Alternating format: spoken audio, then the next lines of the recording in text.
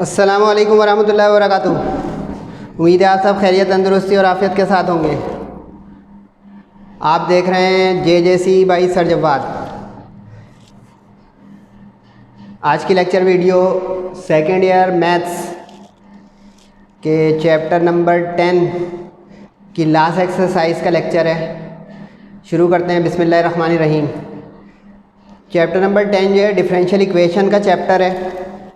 इसमें जो आखिरी एक्सरसाइज है ये सेक्शन बी के लिए बड़ी इंपॉर्टेंट एक्सरसाइज है।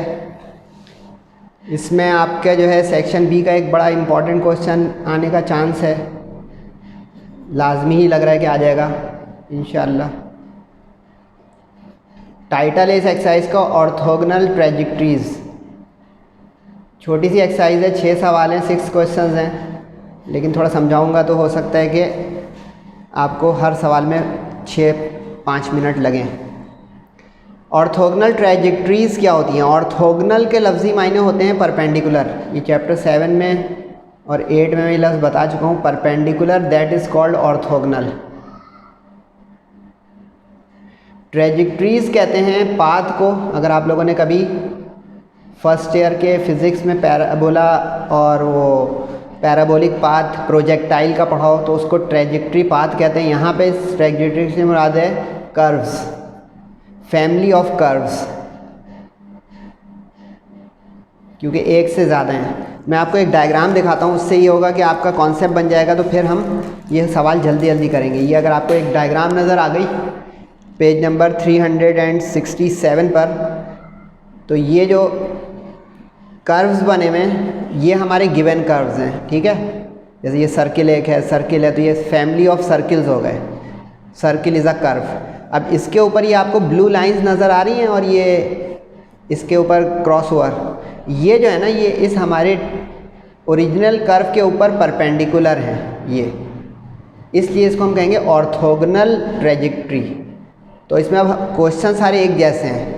उसमें आपको फैमिली ऑफ कर्व दे के, जैसे फॉर एग्जांपल ये सर्किल दे के या पैराबोला दे के या कोई भी कर्व दे के उसके ऊपर बनने वाली ऑर्थोगोनल ट्रैजेक्टरी, यानी इस परपेंडिकुलर जो फैमिली ऑफ कर्व्स है उसकी इक्वेशन या उसकी कंडीशन निकालने कहेगा। यानी ये जो ब्लू है ये हमें निकालनी होंगी और ये रेड जो है ये गिवन होंगी। क्लियर हो गया? अब अगर ये क्लियर हो गया तो आप फ़ायदा उठा सकते हैं इस आज के लेक्चर का समझ के, ठीक है जी। 6 क्वेश्चन हैं। शुरू के 4 ज़्यादा इंपॉर्टेंट हैं। अगर आपको प्रैक्टिस करनी हो तो शुरू के 4 की पहले प्रैक्टिस कर लीजिएगा। क्वेश्चन नंबर 1 से 4 तक ये ज़्यादा इंपॉर्टेंट है।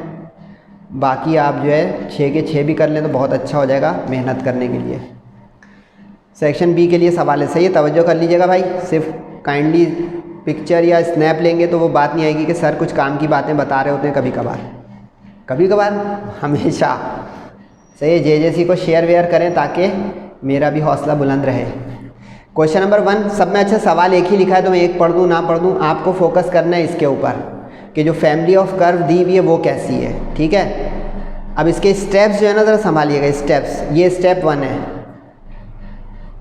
स्टेप 1 ये है कि जो आपको कर्व दिया है वो उसको डिफ्रेंशिएट कर दें। चैप्टर 3 आ गया। डिफ्रेंशिएशन कैसे होगी? y की हो जाएगी dy/dx और a जो है कोफिशिएंट है, कांस्टेंट है, इसके ऊपर डेरिवेटिव नहीं लगे, वो बैक पे आके x² का 2x, तो इसका जब a × 2x लिखेंगे तो आपका हो जाएगा 2ax। अच्छा, इसमें ये ख्याल रखिएगा 2 तरह के क्वेश्चन है। एक क्वेश्चन तो ये होगा जिसमें कोई कांस्टेंट बच जाएगा, यानी it will be left after differentiation, और एक ऐसा क्वेश्चन मिलेगा जिसमें इट विल बी एलिमिनेटेड, यानी कि यहाँ पे अकेला भी a लिखा होता तो इसका डेरिवेटिव 0 हो जाता, ठीक है।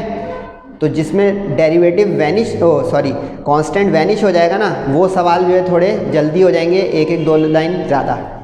तो ये भी मैंने बारीकी बता दी कि 2 तरह के हो गए सवाल, यानी आप तकरीबन ये 6 में से 2 सवाल ऐसे हैं जिसमें कांस्टेंट बचेगा डिफ्रेंशिएट के बाद, और 4 ऐसे होंगे जिसमें कांस्टेंट वैनिश हो जाएगा डिफ्रेंशिएशन के बाद।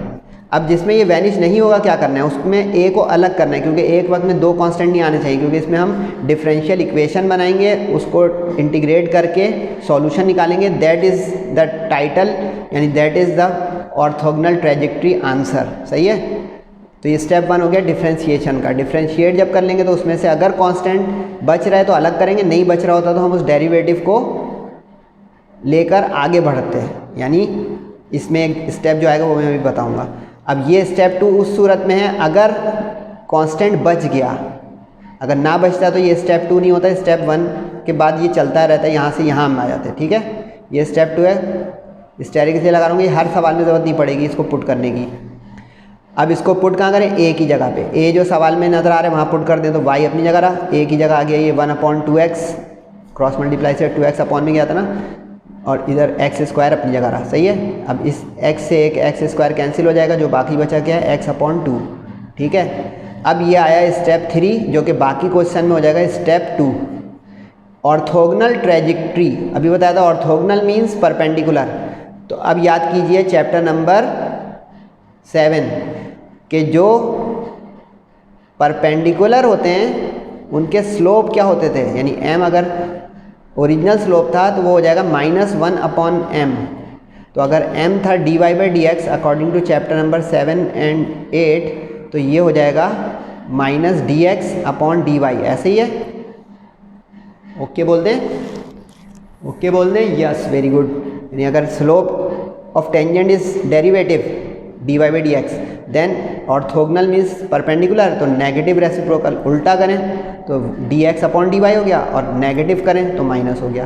तो ये एक थ्योरी भी है और रिवीजन भी है। तो देखें dy/dx अब जहाँ आ रहा है उसको -dx/dy से बदल देंगे, रिप्लेस कर देंगे, ताकि हमारा ऑर्थोगोनल ट्रेजेक्ट्री का सवाल प्रोसीड करे।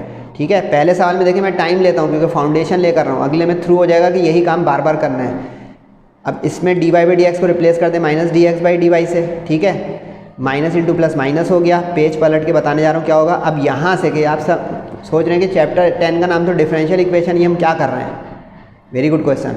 अब यहाँ से ये डिफरेंशियल इक्वेशन का सवाल बनेगा कैसे, वेरिएबल सेपरेट करेंगे, 10.2 जाके देखिएगा, लेक्चर आ गया है माशाल्लाह से। वेरिएबल सेपरेट करके इंटीग्रेट करेंगे, जो आंसर आएगा वो हमारा फाइनल ऑर्थोगोनल ट्रेजेक्ट्री का रिजल्ट होगा। तो ये स्टेप 3 हो गया, समझ में आ गया भाई, वेरी गुड।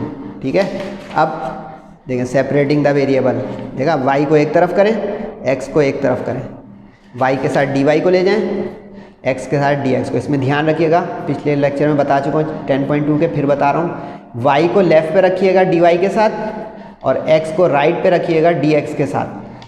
ये एक बहुत अंदर की बात बता दी मैंने, वरना आपके आंसर्स में मसला आएगा, फिर नहीं कहिएगा कि सर जवाब ने सिर्फ सॉल्यूशन गाइड बुक पहुंचा दी। तो मैं कहूँगा मैं ऐसा करता भी नहीं हूँ बेटा। अब ये हो गया आपका स्टेप 4, ठीक है, यानी वेरिएबल सेपरेट करके। स्टेप 5 हो गया इंटीग्रेशन करेंगे हम इसकी, यानी डिफरेंशियल इक्वेशन बन गई हूँ समझे यहाँ पे। स्टेप 5 में इंटीग्रेट कर देंगे बोथ साइड, 2 पे इंटीग्रेशन लगती है, y का y²/2, चैप्टर नंबर 6 देखिएगा, बहुत मशहूर चैप्टर है, देखिए काम आ रहा है, n+1/n+1, और x का x²/2 यानी n+1/n+1। अब इधर तो 2 से 2 कैंसिल हो गया, लेकिन जो बचा दैट इज़, कुछ समझे गेम, आसान सवाल लग रहे हैं बच्चों वाले, तेज़ स्पीड पकड़िएगा मेरे साथ, कि ये ऑर्थोगोनल ट्रेजेक्ट्री के पाथ हो गए, क्योंकि देखिए इसमें एक नई इक्वेशन आ गई उस गिवन इक्वेशन की मदद से। देखें दी हुई जो इक्वेशन है वो फैमिली ऑफ कर्व है, जो मैंने डायग्राम दिखाई थी उस पेज पर बुक के सर्किल जो थे, और उसके ऊपर जो ऑर्थोगोनल यानी परपेंडिकुलर जो पाथ्स आ गए थे वो हो गई थी उसकी ट्रेजेक्ट्रीज। Got it? तो अब ज़रा स्पीड ज़्यादा रखिएगा मेरे साथ, ओके गुड। चलें जनाब, क्वेश्चन नंबर 2। अब एक ही काम बार बार करना है, सही है। ये वो सवाल आ गया जिसका मैं जिक्र कर रहा था, देखें इसमें सी है राइट पे, यानी जो गिवन इक्वेशन है, हाइपरबोला दिया हुआ है, अच्छा हाइपरबोला दे दे, सर्किल दे दे, कर्व्स हैं सब, इलिप्स दे दे, कुछ भी दे दे, व्हाटएवर, आपको फोकस करना है कि ये कर्व है और उसको हमें ऑर्थोगोनल ट्रेजेक्ट्री तक पहुंचाना है। अब स्टेप याद हो गए ना, डिफरेंशिएट करेंगे। अब इसमें ज़रा ध्यान से वो वाला डिफरेंशिएट होगा, इम्प्लिसिट वो जो फंक्शन 2 आ जाते थे chapter number 3, function of x gx, इसके भी बहुत सारे लेक्चर मैंने डिलीवर किए, देखिएगा। Second function into derivative of first, अब यहाँ पे x फर्स्ट फंक्शन है, y second, plus first function into derivative of second, इस तरह मैं बताया करता था, अगर याद आ जाए आपको, कि फर्स्ट डेरिवेटिव के साथ gx और फिर सेकंड फंक्शन के साथ फर्स्ट फंक्शन, यानी कंट्रास्ट, ठीक है। अब x का डेरिवेटिव 1 होता है, y का dy/dx होता है, ठीक है, y इंटू 1 y होता है। अब इसमें वो वाली बचत हो गई, क्योंकि देखें इसमें c का डेरिवेटिव कांस्टेंट का 0 हो गया, अब वो वाला स्टेप कौन सा बचा जो क्वेश्चन 1 में बताया था कि कांस्टेंट अगर आ जाता तो उसको पुट करते ताकि एंड में जो हमारा कांस्टेंट ऑफ इंटीग्रेशन आता है 2 कांस्टेंट ना हो जाए आंसर में। ये बारीकी थी, समझ गए? Very good. अब क्या करना है आप लोग मुझसे आगे जाएं जल्दी। अब d y by d x को ऑर्थोगोनल ट्रेजेक्ट्री की वजह से रिप्लेस करें minus d x by d y से, तो ये d y by d x हो गया minus d x by d y, ठीक है। माइनस इंटू प्लस माइनस हो गया, ठीक है। ये माइनस उधर जाके प्लस हो गया। अब सेपरेटिंग द वेरिएबल करें third step, separating the variable करें थर्ड स्टेप। और फिर पेज पलटने से पहले बता दें क्या होने जा रहा है, बोलिए। वेरी गुड, इंटीग्रेशन, और इंटीग्रेशन के बाद होने क्या जा रहा है, आंसर। ये तो आसान एक्सरसाइज लग रही है, दुआ करें भाई इसमें ज़रूर आ जाए। अब ये वेरिएबल सेपरेट के बाद स्टेप आ गया आपका इंटीग्रेशन का। वाई लेफ्ट पे एक्स राइट पे बताया था ना, याद रखिएगा। अब इसमें y square upon 2 n plus 1 upon ये होता था ना एक्स की पावर n वाला formula, n plus 1 upon n plus 1, recall. Very good. अच्छा, अब यहाँ पे ज़रा एक बारीकी है, वरना ये चैप्टर नंबर 6 में बहुत बता चुका हूँ। मैं बार बार बोलता हूँ बारीकी है बारीकी है। मैं इसलिए बोलता हूँ कि बच्चों को पक्का हो जाए, कि चौकन्ना कर रहा होता हूँ कि अरे अच्छा सर ने जगा दिया, वो सो नहीं रहे हैं, जगाने का मतलब है रिकॉल। अब इसमें भी 2 आ रहा है, इसमें भी 2 आ रहा है, तो मैथ्स ये कहती है कि सिंप्लीफाइड आंसर हो जिसमें कम से कम एक जैसी टर्म्स हों। तो ये अब 2 से मल्टीप्लाई थ्रू आउट कर देंगे, तो यहाँ 2 से कैंसिल हो जाएगा 2, यहाँ 2 से 2 कैंसिल हो जाएगा, यहाँ पे 2 आ जाएगा। अब c इज कांस्टेंट, तो constant into constant is a new constant. अब आप पर है कि यहाँ अगर c लिख देते हैं आप तो नो टेंशन, रटने का नहीं है, तो आप आगे जाकर उसको c1 c डैश कर सकते हैं। ओके, मुझे चूँकि प्रैक्टिस है, आपको भी हो जाएगी करते करते, कि यहाँ पे अगर c डैश लिखूँगा इसलिए ताकि मुझे नज़र आ रहा है कि आगे इस में एक और 2 आना है, तो इसलिए अब आपकी प्रैक्टिस है ये कि 2 अगर आना है तो इसको c डैश रखो ताकि वो आगे जाके c बन जाए। सही, चॉइस इज़ योर्स। सिंबल असल नहीं है, असल है मेथड कि आपने एक कांस्टेंट को बयान करना है, डबल कांस्टेंट को रोकना है। यानी 2c डैश अगर यहाँ पे लिख देंगे तो एक नंबर कट जाएगा, समझे? ये ध्यान रखना है, ये चेक आएगा टीचर का, तो ये आपको ध्यान रखना है कि ये ना करें कि 2c डैश, तो constant into constant is a new constant, समझ गए? 2 एक कांस्टेंट है, c डैश भी कांस्टेंट है, तो एक नया कांस्टेंट है, तो c आ गया। इससे अब एक्स स्क्वायर उधर ले आए ताकि वेरिएबल एक तरफ हो, कांस्टेंट एक तरफ हो, तो एक्स स्क्वायर माइनस, ये हो गया आपका ऑर्थोगोनल ट्रेजेक्ट्री किसकी। अच्छा, प्रेजेंटेशन देख रहे हैं, बोर्ड एग्ज़ाम पूरे 4 मार्क्स सेक्शन बी सॉलिड माशाल्लाह से। ऐसे ही भाई प्रैक्टिस में ले आएँ आप, सर जब बात से कुछ फ़ायदा उठा लें भाई, वरना आपको बहुत सारे जो है चैनल मिल सकते हैं, लेकिन मैं नहीं जानता कि मैथ्स की क्लासें किस तरह आप ले रहे हैं।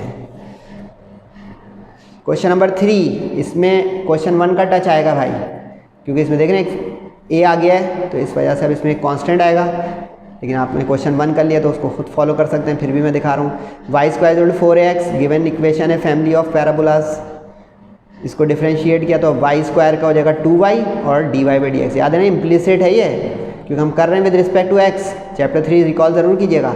वाई स्क्वायर का तो जैसे एक्स स्क्वायर का 2x हो जाता है, लेकिन वाई स्क्वायर में 2y के बाद एक y का according to derivative with respect to x dy by d x. सही है, dx x का डेरिवेटिव 1 होता है। अब देखें x का 1 होता है, लेकिन y का dy बाई डी एक्स होता है, क्योंकि हम विद रिस्पेक्ट टू x कर रहे हैं।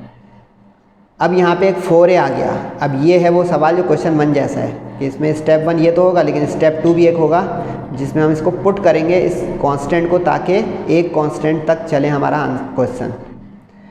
अब a को अलग करने के लिए क्या करें, बोलें? 4 को उधर कर दें, यानी कुछ क्रॉस मल्टीप्लाई वगैरह करें, तो 4a अपॉन 2 आ गया, 2 से ये 4 कैंसिल हो गया।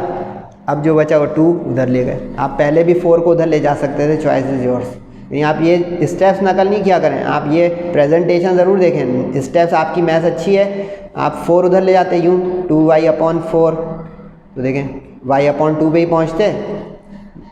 मैथ्स गोल, दुनिया गोल, अखरोट गोल, ये देखें वहीं पर पहुँचे। Very good.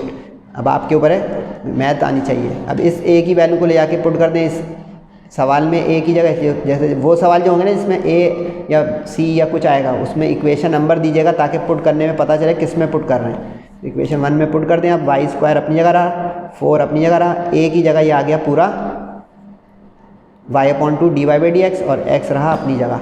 Got it. अब यहाँ 2 से 4 कैंसिल हुआ, जो बचा लिख दिया, वाई स्क्वायर भी एक ज़्यादा वाई था, इधर ले आए क्रॉस में, तो वाई स्क्वायर से वाई भी कैंसिल हुआ, ये बचा। अब यहाँ पे ये स्टेप 3 ऑर्थोगोनल ट्रेजेक्टरीज का, ये बस भूलिएगा नहीं। ऑर्थोगोनल ट्रेजेक्टरी जब हम डिफरेंशिएट कर लेंगे उसके बाद स्टेप पे पहुँचेंगे। शुरू में d y by d x को मत बदल दीजिएगा, वरना डिफरेंशिएट करा ही क्यों है, इसीलिए ताकि उसको हम रिप्लेस करेंगे। ठीक है, तो d y by d x के आगे minus d x by d y. Page पलटने से पहले बताएं क्या होगा, माइनस होगा, वेरिएबल सेपरेट होगा, इंटीग्रेट होगा और एंड होगा। बोला करें बेटा, तो ये माइनस इंटू प्लस माइनस, ठीक है, माइनस इंटू प्लस माइनस। इसके बाद हो गया सेपरेटिंग द वेरिएबल, ये चौथा स्टेप। इसमें जब कांस्टेंट हो फिर इंटीग्रेट। अब इसमें मैंने जो बताया था याद है ना, वाई इधर एक्स इधर, तो वाई लेफ्ट पे डी वाई चला गया, वाई का वाई स्क्वायर अपॉन 2, एक्स का एक्स स्क्वायर अपॉन 2, 2 से 2 कैंसिल, जो बचा वो। अब यहाँ पे भी ऐसे ही हो रहा है कि एक 2 अपॉन में आ रहे हैं इजाफी, तो इस 2 से फारिग कर दें, क्योंकि x square y square symmetry हो, तो 2 1 ज़ा और ये वाई स्क्वायर का 2 कैंसिल हो गया। सही है, मल्टीप्लाई बाई 2 में ये कैंसिल, बाकी 2 में 2 बच गया क्योंकि उसमें नहीं था 2। ओके, अब ये देखें वही चीज़ आ गई पुरानी, प्रैक्टिस करेंगे, देखें रिपीटेशन लगने लगती है पढ़ाई, रिवीजन आता है बार बार। देखें 2 सी डैश, इसलिए देखें इस सवाल में भी देखें मुझे अंदाज़ा था, तो मैंने पहले सी डैश लिखा, उसको ले आके 2 सी डैश को सी बनाया। चॉइस इज़ योर्स, कि आप वहाँ सी लिख दें, नो टेंशन, आगे जाके उसको मर्ज करके C1 सी डैश लिख दें। ठीक है, ओके, 3 सवाल हो गए, 3 रह गए। चौथे सवाल में भी इसी तरह का कुछ है, लेकिन सवाल थोड़ा मज़ेदार है। ऑर्थोगोनल ट्रेजेक्टरी कर्व जो है थोड़ा सा ट्रिकी है, अपॉन में दिया हुआ है, नो टेंशन। इसका एक ट्रिक आसान सी बता रहा हूँ, वो आप पिक करें। अपॉन को डेरिवेटिव में याद हो, अगर कोशेंट फार्मूला लगाना पड़ जाता है मुश्किल हो जाता है, तो इसलिए बेहतर है कि इसको रेसिप्रोकल कर लेते हैं, ताकि नीचे एक टर्म आ जाए ऊपर 2 आ जाए, एलसीएम ब्रेक हो जाएगा, क्योंकि 2 अपॉन को एलसीएम ब्रेक नहीं कर सकते। ये अगर किसी जगह हमने पढ़ा है तो बहुत ही गलत पढ़ा है, सॉरी टू से, कि इसको कोई एक स्टूडेंट यूँ कर दे, X upon X plus X upon Y. ये क्या कर रहे हो भाई, तौबा करो, कान पकड़ो।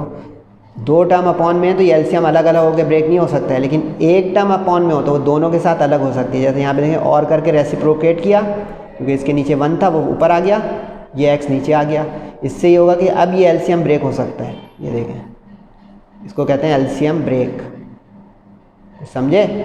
गुड, एलसीएम ब्रेक हो गया तो देखें 1 अपॉन एक्स और C1 एक्स अपॉन एक्स। इसका फ़ायदा हुआ है कि ये एक्स कैंसिल होकर ये बचा, एक्स को रेसिप्रोकल कर दिया तो -1 हो गया, वाई को रेसिप्रोकल किया तो -1 हो गया। सर ये क्यों कर रहे हैं? ताकि डेरिवेटिव लेने में आसानी रहे। यानी अब यहाँ पे डिफरेंशिएट से पहले स्टेप हुआ है सिंप्लीफाई का, तो इसको स्टेप 1 नहीं कहेंगे, स्टेप 1 यहीं पर ही आया। पॉइंट समझे? स्टेप 1 यहीं पर ही आया। अच्छा, आप लोग सोचोगे सर ये स्टेप 1 बार बार आप लिख रहे हैं, हमें इम्तिहान में लिखना है? नो, मैं समझा रहा हूँ, अंडरस्टैंडिंग करवाना चाह रहा हूँ, इसके लिए कि कभी आप रिवीजन करने बैठें और मेरी वीडियो या कोई इस तरह का ऑडियो भी उसमें चला रहे हो तो आवाज़ बता रही हो कि अच्छा ये करना है, ताकि स्टूडेंट अपनी मेहनत से करे क्वेश्चन। सिर्फ गाइड बुक और छापना बहुत आसान है मेरे लिए। तो अब इसमें n(n-1) का फॉर्मूला लगेगा। x की पावर n का होता था nx n-1 डेरिवेटिव में, याद आ गया? ओके, n-1 एक पावर कम हो जाती है, पावर बैक पे आ जाती है। अब यहाँ में -1 बैक पे आ गया, -1 -1 -2, -1 बैक पे आ गया, -1 -2। बस ये ध्यान रखिएगा, y जो है उसके बाद dy बाई dx ज़रूर आएगा। कांस्टेंट का डेरिवेटिव चाहे वो c हो, a हो, b हो, 0। अब देखिए ये सवाल भी क्वेश्चन 2 की तरह हो गया कि इसमें कांस्टेंट फारिग हो जाएगा तो पुट करने वाला स्टेप बच जाएगा। उम्मीद है कि मेरी एक्सरसाइज ख़त्म होने से पहले ही आप लोगों को माशाल्लाह समझ में आ गया कि क्या आसान तरीन एक्सरसाइज आ गई नसीब से। आगे मैं इंशाल्लाह आप लोगों के लिए चैप्टर 11 ला रहा हूँ, पार्शियल डिफरेंशिएशन, जो कि सेक्शन सी का एक लाजमी सवाल है। तो अब उसको भी कैचअप करें। पीछे मैं आपके लिए 6 या तकरीबन 7 chapter heavy duties 2/3 second year maths के बोर्ड एग्ज़ाम का पैटर्न वो अपलोड कर चुका हूँ, उसको जाके देखें और शेयर करें JJC, ताकि ये जो मैं अपने वीडियो हाईजैक होने वाली बचा रहा हूँ आप भी बचाएँ। अब ऑर्थोगोनल ट्रेजेक्टरी के लिए dy बाई dx को -dx बाई dy से बदल दें। सही है, मतलब निकल गया तो y को रेसिप्रोकल और x को वापस रेसिप्रोकल कर दें। मतलब के अंदर डेरिवेटिव में आसानी, वरना अगर मैं अपॉन में ही रहने देता यहाँ तो मुझे कोशेंट फार्मूला लगाना पड़ जाता है, जो कि खामा खाई की मेहनत बढ़ जाती। ओके, तो ये माइनस से गया माइनस, जो बचा वो लिख दिया। ठीक है, अब चेंज किया dy बाई डी एक्स को ऑर्थोगोनल ट्रेजेक्ट्री के लिए, dx by d y minus हो गया, माइनस इंटू माइनस प्लस हो गया, minus into minus plus, minus यहाँ बाहर प्लस था, माइनस हो गया। ठीक है, अब बताएं क्या करना होगा पेज पलटने से पहले। सही, सेपरेबल करेंगे, वेरिएबल सेपरेट करेंगे, फिर इंटीग्रेट करेंगे और दी एंड। गुड, आप लोगों को माशाल्लाह समझ में आ गया। ये मेरी ख्वाहिश थी कि आज का लेक्चर जल्दी समझ में आ जाए, ताकि कहें कि साथ ही साथ प्रैक्टिस हो गई इस एक्सरसाइज की। वेरिएबल सेपरेट किया, y को लेफ़्ट पे, x को राइट पे, ये तो बहुत पक्का हो गया ना भाई। गुड, अब इधर इंटीग्रेट अलग, उधर अलग, यानी ये डिफरेंशियल इक्वेशन बन जाती है इस तरह। अब n+1 अपॉन n+1 स्क्वायर का क्यूब, 3/3, 3/3। इसमें भी एक देखें वो 3 3 आ गया है। अब तो आप लोग माहिर हो गए हैं, 3 से मल्टीप्लाई करें ताकि ये 2 3 ख़त्म हो जाए और इसके साथ आ जाए। इसको हम एक नया कांस्टेंट कह सकते हैं। y³ x³ इधर आ गया, तो y³ प्लस x³। अच्छा, इसको अरेंज करना ज़रूरी नहीं है, क्योंकि जब y को मैं लेफ़्ट पे लिखवा रहा हूँ तो आप इसमें ये ध्यान रखिएगा कि इसको अरेंज नहीं करना है, एज इट इज़ रखेंगे तो आंसर टीचर के पास जो लिखा हुआ है वो मैच होगा। ठीक है जी। अच्छा, ये वाला जो सवाल मैंने किया है इसका आंसर बुक में रॉन्ग है, मेक इट करेक्शन। बुक में इसके आंसर में अपॉन लिखा हुआ है, 1/y³, 1/x³, that is wrong, कभी भी नहीं आएगा। तो इसको जाके करेक्शन कर लें। देखें, आपको ये भी फ़ायदा मिल रहा है JJC में कि सर करेक्शंस करा रहे हैं। क्वेश्चन नंबर 4 के आंसर में मिस प्रिंटिंग है। अच्छा, क्वेश्चन नंबर 5 6 की वर्डिंग में वो हेरा फेरी कर रहा है, लेकिन ये उसी केस का है। बस मैं आपको अकल बताऊंगा कैसे। इस तरह बेटा कि इसमें लिखा हुआ है जर्नल इक्वेशन। अब देखें ज़रा पीछे के चारों क्वेश्चन खोल के आंसर में क्या आ रहा था, बोलें इक्वेशन, इक्वेशन सब में आ रहा था। और अब पेज पलट के अपने देखिएगा लेक्चर 10.2। जर्नल इक्वेशन जो है ना, ये दरअसल general solution of differential equation है। General solution of differential equation 10.2 में मैंने आपको सिखाया था। सही है, इस वजह से इसका नाम है जर्नल इक्वेशन। यानी अब सवाल की हेरा फेरी, क्योंकि बच्चे यूँ सेटिंग बना रहे थे कि find the orthogonal trajectories, orthogonal trajectories. अरे 10.3 का सवाल आ गया, बहुत अच्छी सेटिंग बना रहे हैं, लेकिन ये एक उसका ऑल्टरनेटिव भी लिख लें कि परपेंडिकुलर का लफ्ज़ आ गया जो कि ऑर्थोगोनल के इक्विवेलेंट है। बोले हाँ, गुड। और general equation that is general equation of differential equation solution. तो ये अल्फाज का फ़र्क, बात या काम वही। सही है। यानी अब देखिए नीचे स्टेप वही नज़र आएंगे आपको। अब ये जो कर्व दिया हुआ है वो लिखा, अब इसमें भी नज़र आ रहा होगा ये C1 हमें वैनिश नहीं होगा, इसलिए इक्वेशन बन देंगे। यानी ये क्वेश्चन नंबर 1 3 5 एक तरफ कीजिएगा, 2 4 6 एक तरफ कीजिएगा। ये भी मैंने अकल दे दी टाइम बचाने की कि ये एक जगह करें और ये एक जगह करें। सर इससे फ़ायदा क्या होगा, खुद देखिएगा। इसमें कांस्टेंट बच रहा है तो वैल्यू पुट करने का एक स्टेप हो रहा है, और इसमें कांस्टेंट वैनिश हो रहा है तो वो स्टेप कम हो रहा है डिफ्रेंशिएशन में। समझे भाई। ये देखें, ये होती है कैटेगरी। मैंने कराया तो लाइन से 6, लेकिन उसको समरी बना दी कि इस तरह के करेंगे तो फ्लो बना रहेगा कि अच्छा कांस्टेंट जिसमें बच रहा है वो एक तरफ करेंगे, फ्लो उसका बना रहेगा। जिसमें कांस्टेंट जो है वो गायब हो रहा है उसका एक जगह फ्लो बनाएगा। फ़ायदा क्या हुआ, फ्लो का, टाइम का, आपका। गुड बोल दें अपने आप को कि प्रैक्टिस में आ रहे हैं और समझ रहे हैं, मैथ समझ के पढ़ रहे हैं, इंटरेस्ट ले रहे हैं, मज़ा आने लग गया पढ़ाई में माशाल्लाह से। गुड। अब ये जो दिया हुआ है इसमें डिफ्रेंशिएट करना है y का dy by d x. C1 coefficient है, बाहर आ गया। साइन का डेरिवेटिव बहुत दिनों बाद आया, याद आया, कॉस। ठीक है, C1 की वैल्यू निकालनी पड़ेगी हमें। अच्छा, प्लस मैंने ऐसे ही लिख दिया, लिखना ज़रूरी नहीं है, आप इसको ना भी लिखें, no tension. Cos x upon में चला जाएगा। ठीक है, क्योंकि C1 की वैल्यू आएगी तो पुट करेंगे ना, क्योंकि देखें कांस्टेंट आएगा तो उसको पुट करना है। अब इसको पुट कर दें ले आके C1 की जगह पर, तो ये देखें y अपनी जगह, C1 की जगह आ गया 1/cos x dy by d x, और sin x अपनी जगह। Okay, sine upon cos multiply divide में आ गया एक जगह, और साइन अपॉन कॉस क्या होता था, बोलें tangent. Sine upon cos is tangent. अब यानी ये हमारा स्टेप 1 डिफरेंशिएट का, 2 इक्वेशन पुट करने का इस वक्त जब ज़रूरत पड़े।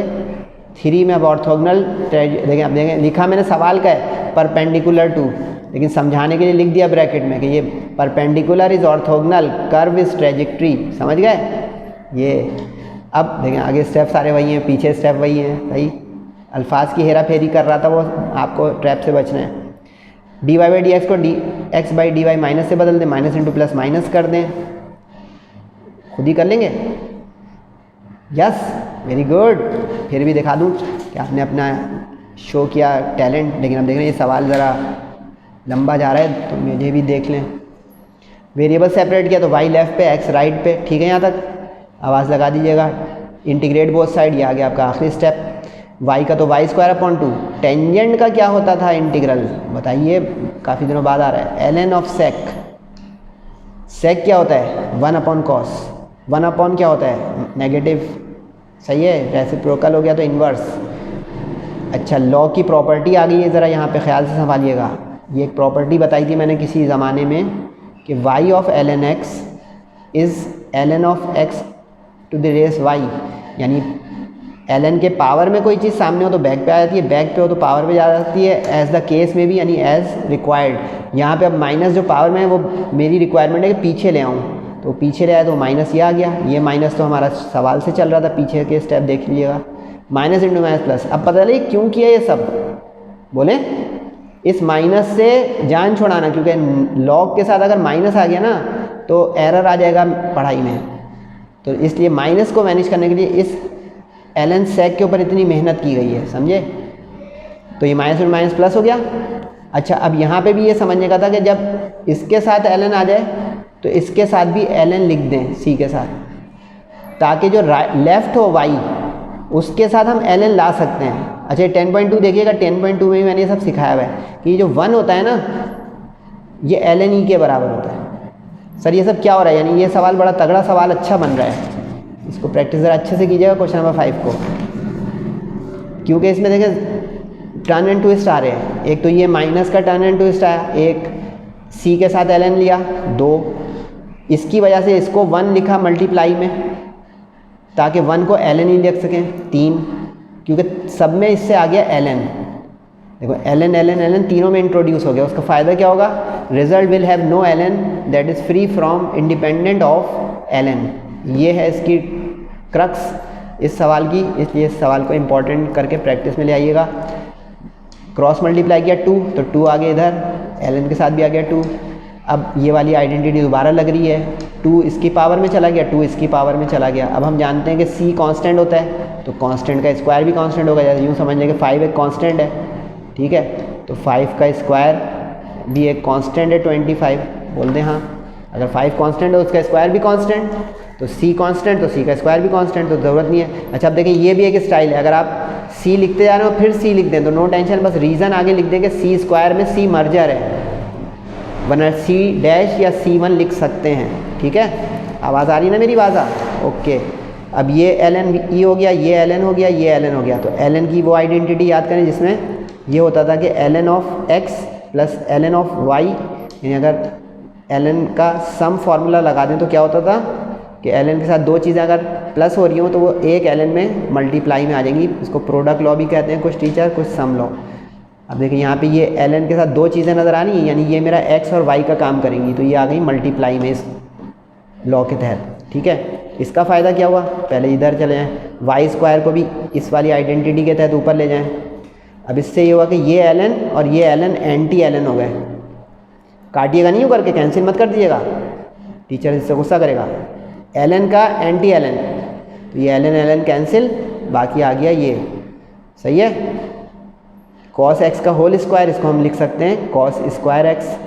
ये मज़ेदार सवाल थे, ये सबसे मज़ेदार या सबसे सामने ट्रिकी और अच्छा क्वेश्चन है इस एक्सरसाइज का, इसको ज़रा स्पेशल हैंड रखिएगा। वैसे तो क्वेश्चन 1 to 4 इंपॉर्टेंट है, लेकिन कभी कहते हैं ना रिस्क फ्री काम करने हैं तो क्वेश्चन 5, शुरू में मैंने बोला 1 to 4, मैं अब कायम उस पर कंफ्यूज नहीं कर रहा हूँ। लेकिन ये सवाल ऐसा है कि अगर टीचर इसको अहमियत इस सेंस में दे देगा ना कि बच्चे इसमें गड़बड़ करेंगे, तो वो दे देगा 5 को, भले इम्पोर्टेंस में वो 1 to 4 के मुकाबले में थोड़ा नीचे है नंबर, सही है। आखिरी क्वेश्चन आ गया। आप लोग मेरे साथ रहे, बहुत शुक्रिया, लेकिन ये देख के जाइएगा और मुझसे राब्ते में रहें ताकि मैं कुछ और मज़ीद आपके लिए ला सकूं।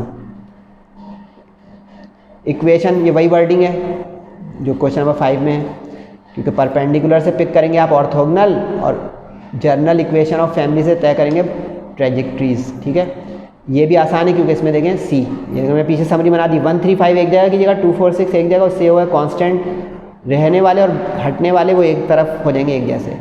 डिफ्रेंशिएट किया जल्दी से तो अच्छा, ये पावर से डरिएगा नहीं, x की पावर 1/3 है, तो x की पावर n का जो फॉर्मूला बताया था nx n-1, तो क्या होता है अगर 1/3 पावर बन गई तो 1/3 में से 1 माइनस करें क्या होगा 1 - 3। तो ये तो हम बच्चों वाले काम क्यों बता रहे हैं सर बच्चों को, क्योंकि हम बच्चे नहीं हैं। वेरी गुड, क्योंकि भाई ये एलसीएम सेकेंड ईयर में लेके दिखाऊँ 1 - 3 बोले 1 - 3 इज -2, ये आ गया -2/3। यहाँ पे भी 1 - 3 -2/3। कन्फ्यूज़ हो रहे हैं तो ये रफ पे दिखा दिया मैंने, ठीक है। होने की बात है नहीं सेकेंड ईयर में माशाल्लाह कि डेरिवेटिव में n(n-1), इंटीग्रेशन में n+1 होता है क्योंकि integration is summation, differentiation is difference. अब इसको पॉजिटिव बना दें, ठीक है।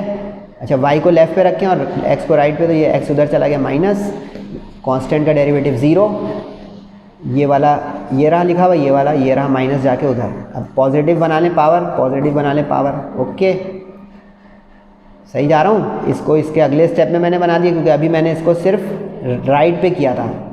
आप एक स्टेप कम कर सकते हैं कि आप राइट पे भी ले जाएं और रेसिप्रोकल भी। मैं स्टेप बाय स्टेप जा रहा हूँ कि पहले राइट पे किया फिर रेसिप्रोकेट किया, ओके।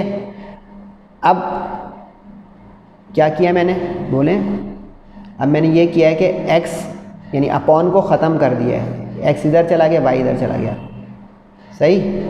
क्योंकि अपॉन के अंदर ट्रेजेक्ट्री लाएंगे ना तो डबल डबल अपॉन में बच्चे कंफ्यूज ना हो जाएं, तो इसलिए पहले मैंने क्रॉस मल्टीप्लाई करके अपॉन से जान छोड़ाई है ताकि कन्फ्यूजन कम से कम रहे।